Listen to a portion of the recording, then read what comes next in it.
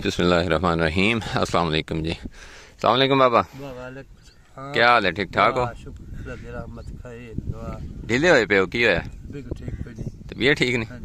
क्यों तबीयत ठीक नहीं? गर्मी दे वजह अच्छा। बड़ी तकलीफ कुछ बेसुकूनी माल वाले भी पठा पसदा लफ्जा नहीं जत्तर लफ्जा नहीं पे से वजह तो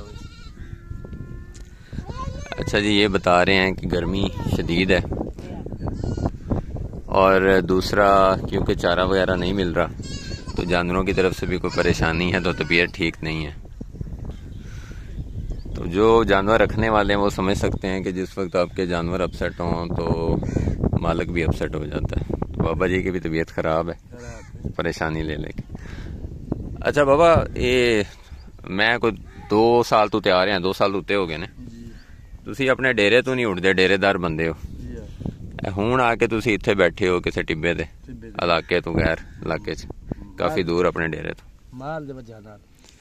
ਮਾਲ ਦੀ ਵਜ੍ਹਾ ਕੀ ਬਣੀ? ਹੁਣ ਕਿਉਂ ਆਉਣਾ? ਪੱਠੇ ਲੈ ਇੱਥੇ ਆਣ ਕੇ ਵਿਚਾਰਦੇ ਪਿਓ ਮੱਕੀ ਵਗੈਰਾ ਕੋਈ ਵੱਲਾ ਅੱਜ ਬਣਾਉਂਦੇ ਕੋਈ ਮੁੱਲ ਵਿਕਿਆ ਨੇ 1500 ਨੂੰ ਕਨਾਲ।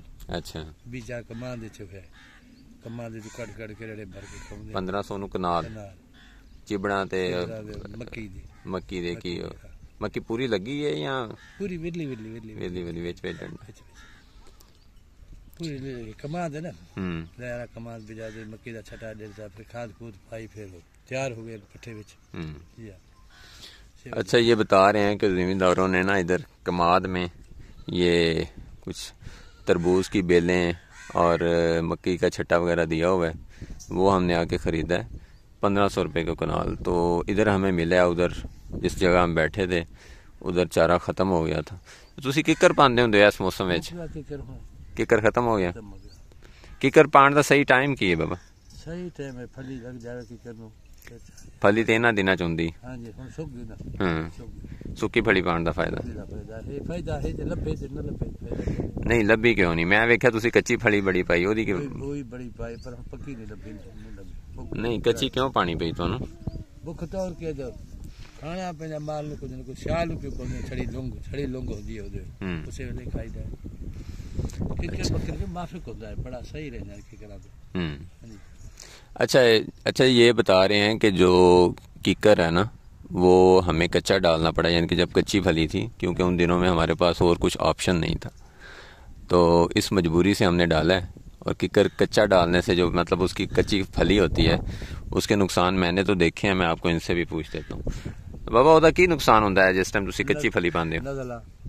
रेशा हो जाता है, खांसी नाल बुखार वगैरह होने लग जाता।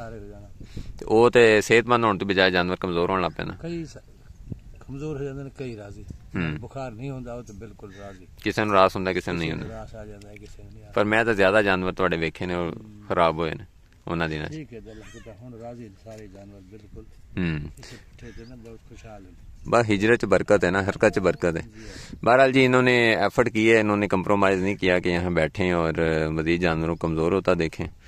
तो ये वहाँ से उठ के ये तकरीबन समझे कि कोई 20 किलोमीटर या 15 किलोमीटर होगा, ये एक दूर इलाका है, वहाँ आके बैठे हुए हैं।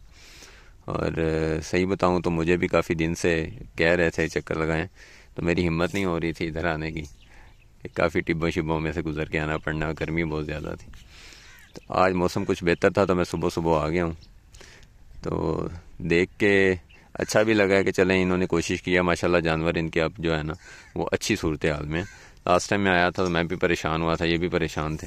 तो अब माशाल्लाह जो भी ये कोशिश करके यहाँ डाल रहे हैं इन्हें, एक यहाँ होता है वो जंगली बूटी सी है, बेल सी, चिबड़ कहते हैं उसे यहाँ, तो वो काफ़ी ज़्यादा इन्हें मिल रहा है यहाँ।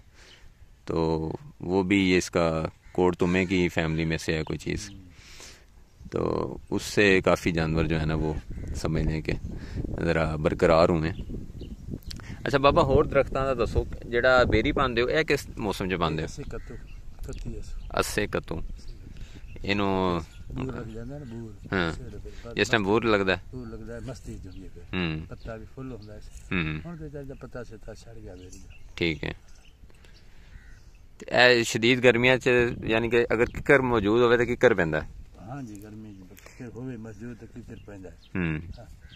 किकर दी फली सुगी अपने आप डिगदी पे वढण दी लोड़ कोई नहीं।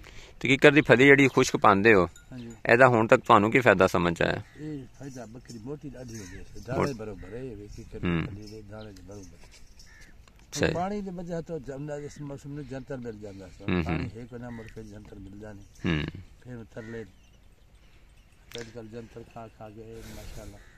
अच्छा जी, ये बता रहे हैं कि जो किकर की फली है वो अगर हम खुश्क देते हैं ना तो वैसे ही है जैसे हम वंडा दे रहे हैं, और जानवर बहुत मोटा भी होता है। कोई दूध छोते फर्क पैंदा बाबा?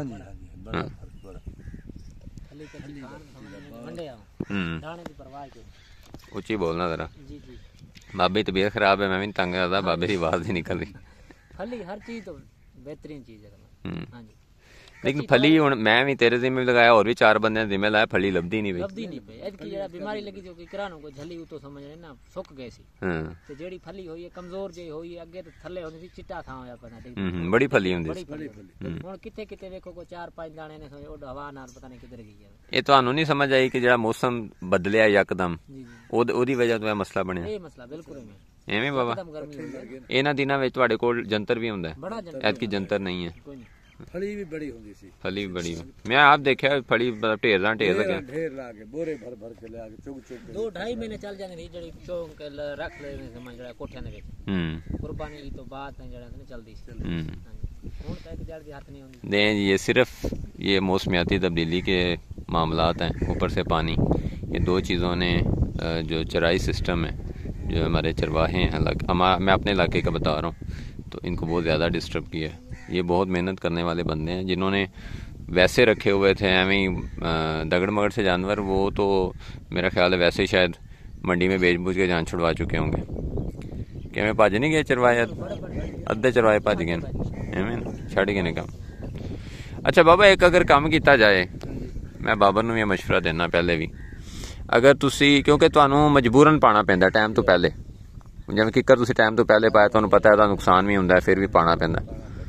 अगर असी अपना कोई 1-2 एकड़ ठेके ते लै गए, अपनी रकबा नहीं भी है, अगर असी उहदे च लूसण ला लईए ते लूसण सारा साल वास्ते असी स्टोर कर लईए, समझो कि असी 50% लूसण पाई जाइए जानवर नूं ते मौसम दा जिहड़ा दरख्त आवे ਉਹ ਨਾਲ पाई जाइए, तो फिर सिस्टम सही नहीं चलता? बिल्कुल सही है, फिर बहुत बेहतरीन हो जाएगा ना। जो यही सोचाएगा जो कम यही चलावांगे औखा काम ਦਿਨ ਦਿਨ ਤਬਦੀਲੀ ਆ ਜਾਂਦੀ ਹੈ। क्योंकि मैनू वेख क्या हो रहा है कि तुसी डेरेदार बंदे हो, तुहानू मैनू पता है डेरा अपना छड़ना बड़ा मुश्किल होंदा, ठीक है, सारा दिन दूसरी जगह ते शिफ्ट होना, फिर उत्थे आके सारा जानवरां वास्ते आसान नहीं है। एक रूटीन दे ने उन्हां दा मतलब सिस्टम ही है वे जिन्हों आपां खाना बदोश आखने हैं, वो होर चीज़ होंदी है, एक डेरेदार बंदा ओहदा होर मामला होंदा।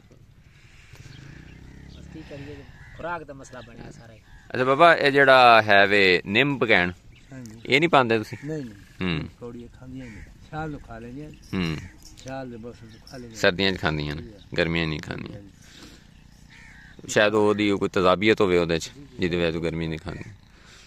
अच्छा, यानी कि ज्यादा दरख्त जेड़ा है वो जानवर सर्दियां च खांदा है, मतलब है ना, गर्मियां च फली खांदा है, सर्दियां च जेड़ा वो सबद खांदा है। ठीक हो, शरीं भी सर्दियां च, ठीक हो गया। इस मौसम में शहतूत हो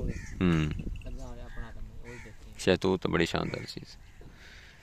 चलें जी, ये थी इनके साथ डिस्कशन जिसमें कुछ दरख्तों के बारे में बताया, कुछ मामलात बताए आपको कि क्या चल रहे हैं, क्या इनके मसाइल हैं, क्या मजबूरी हैं। अल्लाह ताला इनके मेहनत का सबब मेहनत का फल दे और कोई बेहतर असबाब पैदा करे इनके लिए। अस्सलाम वालेकुम जी, क्या हाल है बाबा, ठीक ठाक हो? मुझे दें इजाज़त जी, अपना ख्याल रखें, इनके लिए भी दुआ करें। अल्लाह हाफिज़।